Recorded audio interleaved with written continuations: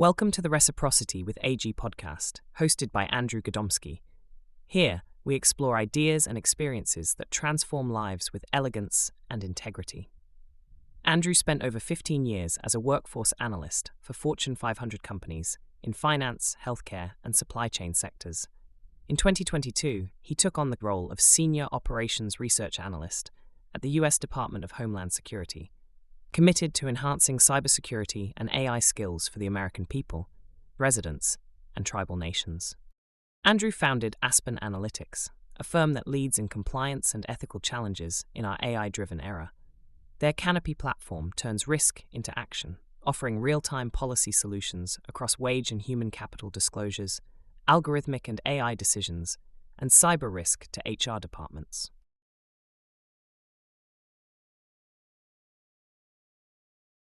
Hi, everybody. This is Andrew Gadomski, and I'm the host of Reciprocity with AG. It's my pleasure today to have Kirsten Gregs, who's here. She's getting prepped to speak at Talent Acquisition Week coming up. For those of you who know me, and I've got over a decade of history working with Talent Acquisition Week, formerly known as the Social Recruiting Strategies Conference. I'm a big fan of both the virtual and the in-person, so recommend that everybody goes. And Keirsten, thank you so much for your volunteerism and speaking at the conference.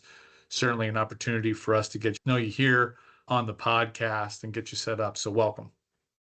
Thank you. My pleasure. Why don't you give us the quick elevator story on you, and it's open to you, whatever you want to talk about. Hi, everyone. I'm Kirsten Gregs. I go by TRAP Recruiter. TRAP stands for Trusted, Relationship Builder, Accountable, and Proactive. I also have a company called TRAP Recruiter LLC, where I bridge the gap between employers and job seekers who are looking for their greatest, next best company. Excellent. We'll get right to the questions. As you may remember, during the podcast, we always ask the same questions to all of our folks at the end. We execute a lightning round that the folks don't know what I'm going to ask. And that's the fun part, right? If they know all the questions, then they can prep. But if they don't know the lightning rounds, I'll have those in front of me here. First, Kirsten, why don't you talk about a trader technique you learned from somebody else? How did you take that and apply it to the work that you do or otherwise to be successful? When I started my business in 2017, I thought I had to do everything because I am a solopreneur, was then and still now. And a few years ago, I connected with, she doesn't like to be called a coach, but a business mentor or an entrepreneur mentor, someone that guided me through scaling properly and getting myself together. And the thing that was hardest for me to accept was she just kept telling me, you have to delegate. You have to delegate. What things can you not do? Shout out to Candy Johnson for making me give up tasks and passing those things along. That's very hard for someone like me. And that was difficult for me even as a client-facing recruiter. I worked well with my other recruiting teammates, with recruiting coordinators, with my managers, with hiring managers. But a lot of times I did not ask for help when I needed it. And I spent a lot of time doing things that I didn't need to do. I totally understand that. I started Aspen in 2006, and it took a long time to realize that not only can you not do it all, you don't have to do it all. And there were things that I naturally thought, okay, contracts and some other things I'll outsource and delegate. But I started finding myself doing things that, okay, I need to have my imprint on it. And the reality is I don't.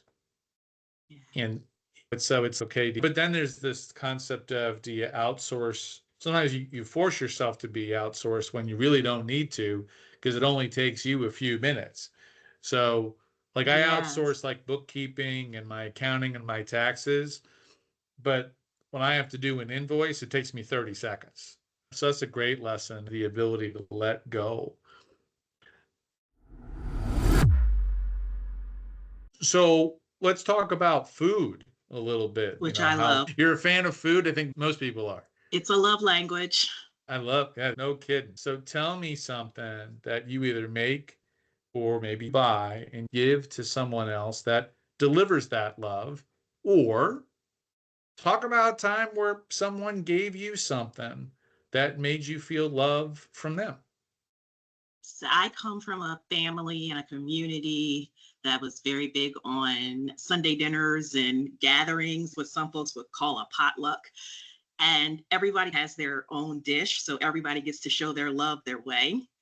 Even now, as an adult who does not live close to my family, I'm in driving distance. When I go home for holidays or celebrations, and we do these types of gatherings, we have these celebrations, we have dinners, and we're not going out to eat, I make the baked macaroni and cheese, and I love doing it because I always want to do it better than I did the last time.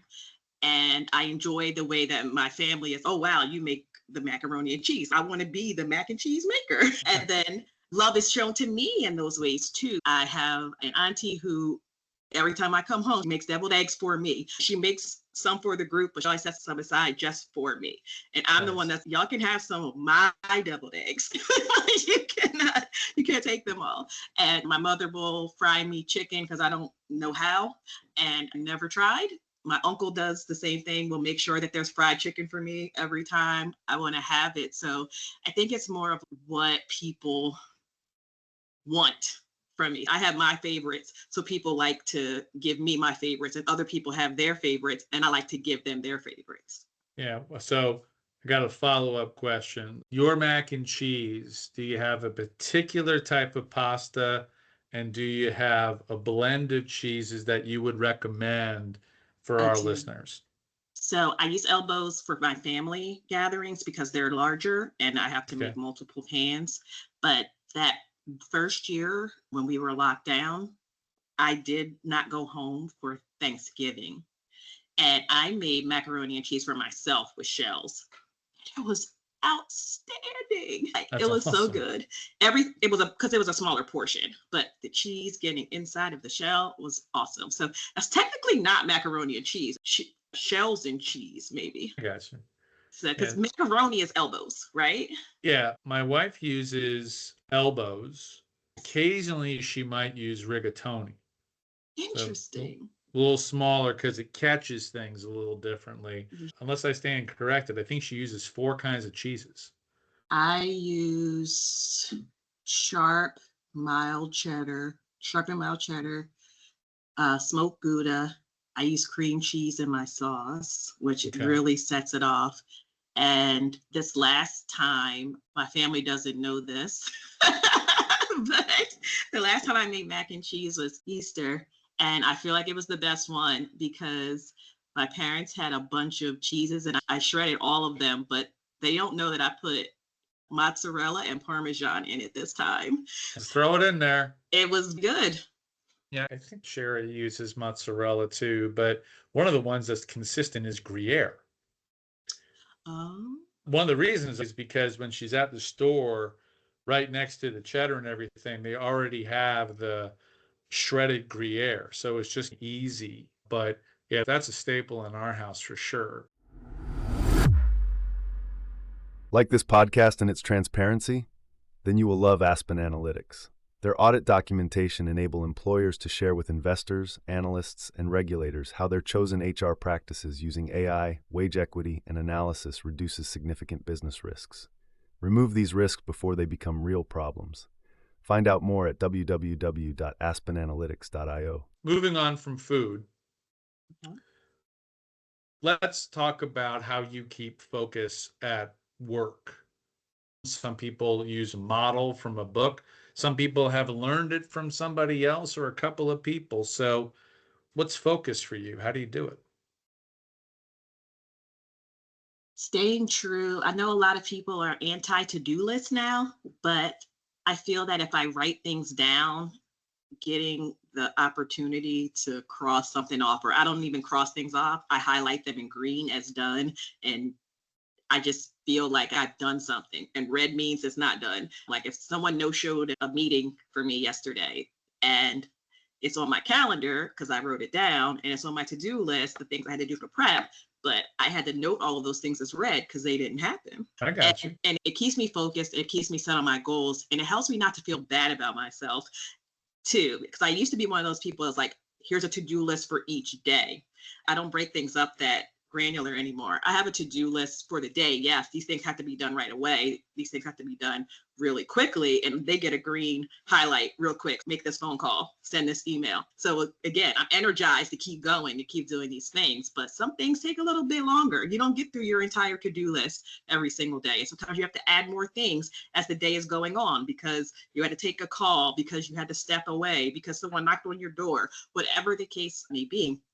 I feel like that's more so my model. I do think I got my work ethic from my parents, being able to go to work with my mother sometimes because she worked in an office was tremendous. She taught me how to use Excel before other people did. It's a wonder that I didn't get glasses until 2007 because I used to be on actual spreadsheets, like the ones I used to print out that were enormous, going down line for line with a ruler, looking for things that she was telling me to find in this spreadsheet or highlighting things. She would sit with me after church when she was working in the finance committee and taught me how to write a deposit sheet and all of those things. I feel like I got that from my mom in terms of not just working at your job, but working in your passion and working in the things that you want to do.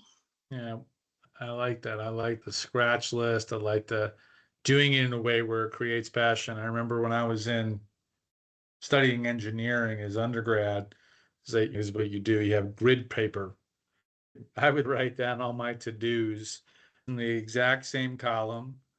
I would make my to-do list for the week, all academic usually, typically. There's always like a little section in the bottom for personal, go to the grocery store, whatever. But I literally, here, I got one here. I literally would use a ruler to cross it off perfectly. It was just another way for me to engineer something. But I love the to-do list concept. I love that people have a different way of doing that. Here are people now saying they have a to-be list. Ooh, I like that. I got to think about that for more than a minute. What about you got a movie, play, music, poem, or book? What speaks to you? Maybe you've experienced it more than once, someone recommended something, but just pick one literary reference and talk about it. That's really tough for me because I think it depends on the time frame and what I need to draw from in that moment. It would vary for me. That was a very difficult question for me to answer. And I still don't have one definitive answer of this is always the thing. I don't think there's any such thing. Movie, play, music, poem-wise. People will say, what about the Bible? We've had several guests. But again, that's a staple for any situation. There are times I'll reflect on something that was in a movie, or I'll recite something from a poem, or I will sing a song from a musical. Right now, I am looking at my tambourine from The Wiz that says no bad news. And that's like a reminder of me of don't bring me any bad news. Stay on the good news side. It just depends on what I need in that moment. But if I had to pick one, I'm going to have to say the Bible, but you're forcing me. Sorry, Mom. Sometimes we're working and you get a quick call or you got pulled into a meeting and all of a sudden people know that you're the expert, but you got to brief out something fast. They say, yeah, we have given you no prep time. Get in there and do it. What do you do? What's your method for that? I had this happen in the distant recency. When I was still working in corporate America, I came into work one day and one of the TA managers, she needed me to do a training, and it was for hiring managers to interact better with the applicant tracking system and getting their questions answered. And that wasn't a role I was in at the time. That's more of an operations role. Yeah. But this person knew that I knew the system in and out, and that I had done this previously. And because of our relationship and the need to show the best of the TA organization, because that was part of the issue. There was a lot of complaints about TA and why TA wasn't filling these roles, because I wasn't even a part of that team. And you understand what I'm saying when you work for a government contractor. Like, I wasn't a part of that team. They were working on different contracts than I was. Being able to do that and lean into my expertise and then do something that I actually love doing, which is the operation side of TA, was great for me. But one thing I learned, and I'm glad you asked this question, the reason why that worked out so well is because I could lean on what I already had. I didn't have to create anything in the moment. That's why it went over so well. Primary, elementary, high school, professional, personal. What made you raise your hand the most and participate? Both history and English, because I think there's enough debate that I can add it to the conversation. There's a lot of nuance. And ironically, those were my best classes, but also the ones I got in the most trouble for. Any particular history that you liked more than another? In college, probably learning about things that happen outside of America because I'm from South Jersey. So a lot of things were very Philadelphia centric. Yeah. So learning about new things, new cultures was usually the things that got me most excited, and the things I pushed back on less because I didn't have a great deal of knowledge about them at the time. Yeah, I'm from the Philadelphia area myself, is where I'm residing now. Yeah. And so I get that. I think when history didn't necessarily wasn't one of the things that made me raise my hand as much, but in analytics, when I was getting my master's, we did the history of data analytics as part of the dialogue and how things have changed, whether it was from the early days of computing and the Turing test and everything else. And I thought that was really fascinating because it was the speed of the change, right? It was living history, right? It's not everything from the use of statistics all the way until, I guess, what now is, we were all touting artificial intelligence. So I thought that was always, it's a history about a particular topic, always did it for me. When we think about how we create community on a team or diffusing conflict on a team so it strengthens its connectiveness, can you talk about one of those, creating the community or diffusing the conflict? As I mentioned in the first question, I've been fortunate to come from a community. Like, I always have leaned on and felt a strong sense of community throughout my life. At work, I was the person who was replicating what I did in childhood. And I was the one that threw the parties, the people celebrated their birthdays. We wanted to do a holiday get together. For a time, I would start bringing breakfast on Fridays once a month, and then other people started wanting to sign up to do breakfast, and like, people looked forward to it, to the point that folks from other departments outside of TA would come over just to be around us, just to soak up our energy. And I think that works in conflict too, because when you have to come together and you have to have a conversation, obviously you talk over food. We will be standing up, obviously, around the little central areas. And if we had a conflict, it just felt more disarming, and it felt less formal, and it felt easier to approach people. You're like, hey man, or hey, whoever, we have this issue, let's talk about it. And you could do it in like a way that it didn't feel like someone was attacking you. And you had other people that would say, okay, listen, you guys let's work this out. Okay. I think that everyone approaches it a little bit differently. I do believe that approach of, that there isn't something that we can't solve together. But we've got to admit that we can probably, even though we have differences, we probably need to recognize that compromise and talking it out is certainly healthier. Yes. And Healthy conflict. Yeah. It's working with conflict is harder than working without it. Agreed. And another thing I learned during that time frame, I stopped thinking about the golden rule. And I think that's really when I adopted the platinum rule of treating people the way that they wanted to be treated, because we had folks on our team who didn't celebrate their birthdays or didn't celebrate certain holidays. So we found ways to make everyone feel like they were a part of something without forcing that kind of. There's some people that don't want to go to happy hour. There's people that don't want to stand around and joke and have fun. But you know what? If they feel like it, still come and grab a plate and go back to your office or go back to your cubicle or your semi-private junior executive suite, as I like to call cubicles. And but you're still a part of the community. You're just interacting with it in the way that's best for you.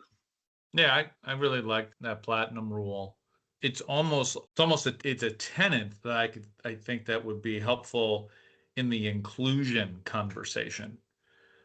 And I don't, have you ever heard about I've always called it ABIDE: accessibility, belonging, inclusion, diversity, and equity. That dance analogy, you invite everybody to a dance. You make it where everybody can get into the building and they can have some sort of understanding of the music that's being played because they can see it or they can feel it or someone's explaining it to them, but you have to have that plan. And then this idea that you're having dances where everybody can be included and everybody can be invited, that there isn't there's parity amongst it where you're not saying, okay, spotlight dancing and not spotlight dancing. But then the one that I found is interesting around belonging is the concept of not only are they playing the music that you like, but they're playing your song. Ooh. So this is my jam, right? So when you're there, you know that it's systematically going through the individuals or groups that will identify with, wow, they understand me. I don't know if I got that analogy completely right. I didn't make that up. I read that years ago, but I always thought that was really good. But the inclusion part can be really difficult. So that platinum rule is solid. It's great. Yeah. So here's one that is a little out there, but so what technology do you think will be retired almost completely or completely? And how will that enable us to interact with respect to human? Yeah, so I say this a great deal, especially when folks were talking about TA and should we just be high tech or should we be high touch? And I say both. So I think email, and we're already seeing it because I know a lot of recruiters who stopped picking up the telephone in favor of email. And now that the applicant tracking system or your CRM can do all of those things inside of it, they're sending text messages or they're relying on, and I'm saying this like not traditional email, like folks aren't opening up their email client all the time to reach someone, especially when they might be sourcing. And again, they're using an entirely different messaging system outside of their email to do those things. So I think we're already there. Now, with respect to how that will help humans become better, I think it makes us a little bit more creative, with the exception of like text messaging, which is just email light. Like it gives you the opportunity, because what do we hear all the time? Oh, you can't tell a tone via email. I can't tell what you really meant by thanks. Are you really saying thank you, or are you telling me that I'm useless? So I think it's gonna help us to find better ways than the written word that we like to make excuses for as being, oh, that's not what I meant. You didn't understand my tone. Yeah. I like that. If I go way back when I remember having my first BlackBerry. So now I'm dating myself a little bit. And I was running talent acquisition at Honeywell. Okay. And but there was no difference between the email and the instant messaging in your inbox. It was just, so you had one platform where you were seeing everything in terms of communication, including even the phone. So you could see when people, like someone tried to call you and those types of things. And I'm surprised how separated all these different platforms have become, where, okay, I've got social media, but when I do the outbound, I can go ahead and make up a little video and put that on YouTube and then swing that out to LinkedIn and use like a Hootsuite or something like that to make sure it goes in all the right places at all the right time. But actually integrating everything into one place and having that be a standard is not impossible, but certainly hasn't been something that maybe inside an ATS all that's pulling in a little bit, but it certainly hasn't made its way into the general public. My daughter doesn't have an email. She has an email address, but like she doesn't open up Gmail. Oh gosh. Right? She doesn't do that. Yeah. So that's a good one. But there's other things too. Yeah.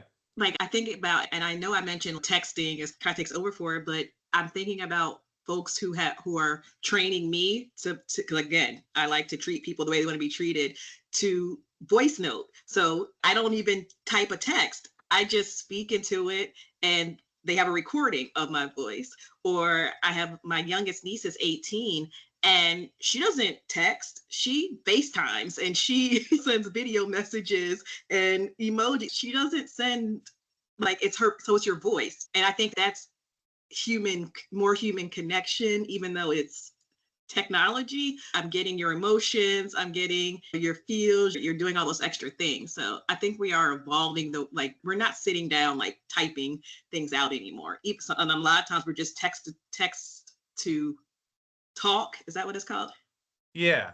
You can have the transcription done, but I have also started to do the audio file. Yeah. Where I just go ahead and speak, and then because our bandwidth is so much better, it's easier for me to talking is so much faster than writing, and listening is so much faster than reading. So at the same time, I can just be like, nah, I don't want to do that. Let's go here instead. Yeah. And then they're like, cool, see you there. I don't care how fast your auto text thumbing is, but it is interesting how those things are decaying. Yeah. I am not a good texter because I came up from the 1900s. Because after a certain amount of time, like, why are we having I feel like, why are we having a conversation over text? And I'm done. And I'm like, all right, let's pick up the phone, or I'm just clicking reactions. Like, I'm done talking. I don't like texting that long. Yeah, I hear that. I'm doing the audio. I meant audio message, not like talking to the thing. So yes, I do audio messages. Yeah, audio messaging. I agree.